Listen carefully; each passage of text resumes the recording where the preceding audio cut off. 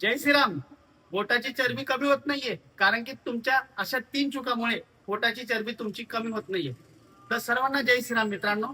आजचा विषय आपण सुरुवात करूया. पोटाची चरबी कमी न होण्याचे कारण. भरपूर जण डाएट करतात, वर्कआउट करतात, पण त्यांची पोटाची चरबी ही कमी होत नाही.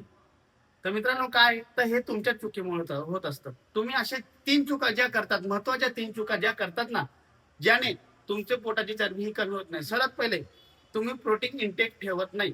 भरपूर जणांना वाटतं प्रोटीन इंटेक म्हणजे डब्बा खायचा.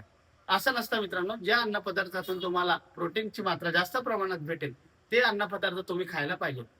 हे अन्न पदार्थ तुम्ही खात नाही. ही झाली पहिली चूक. दुसरी चूक, तुम्ही पुरेशी झोप घेत नाही. मित्रांनो आता तुम्ही म्हणणार झोप आणि फॅटचं चरबीचा काय संबंध आहे? मित्रांनो जितकी जास्त तुम्ही झोप घेणार ना तितकं शरीरामध्ये तुमची बॉडी काही कालावधीनंतर चांगल्या प्रमाणात ऍक्टिव्हेट होत राहील. ज्यामुळे ऍक्टिव्हेट झाले तर तुमच्या फॅट स्टोअर होणार नाही. म्हणून जितकी जास्त झोप तितकं फॅट लॉस होत असतं. ही झाली दुसरी चूक. म्हणून तुम्ही पुरेशी झोप घेत नाही. आणि तिसरी खूप महत्वाची, जितकं जास्त तुम्ही स्ट्रेस घेशाल, ओव्हर स्ट्रेस म्हणजे तुम्हाला जास्त ताणतणाव असला ना तेव्हा तुम्हाला झोप लागत नाही, तुमच्या खायमध्ये मन लागत नाही, ज्याने आपली पूर्ण रुटीन ही चुकत असते, ज्यामुळे तुमचं फॅट हे जास्त प्रमाणात वाढत असतं. म्हणून तुमची पोटावरची चरबी ही कमी होत नाही. म्हणून ओव्हर स्ट्रेस असला तर तुमची पोटावरची चरबी ही कमी होणार नाही. या 3 चुका ज्या असतात ना या खूप महत्वाच्या असतात, ज्या तुम्ही करत असतात, त्यामुळे तुमची पोटावरची चरबी ही कमी होत नाही. मग आता याच्यावर उपाय काय मी तुम्हाला सांगणार आहे मित्रांनो.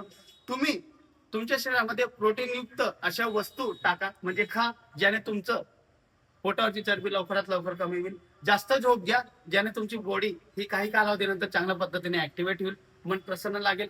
स्ट्रेस कमी करा. स्ट्रेस कमी करण्यासाठी तुम्हाला स्वतःला अशा गोष्टीमध्ये टाकून घ्या ज्याने तुमचं स्ट्रेस कमी होईल. जसं जिम मध्ये तुम्ही जा, तुमच्या फ्रेंड सर्कलमध्ये जा, त्यानंतर माइंड रिफ्रेश ठेवा.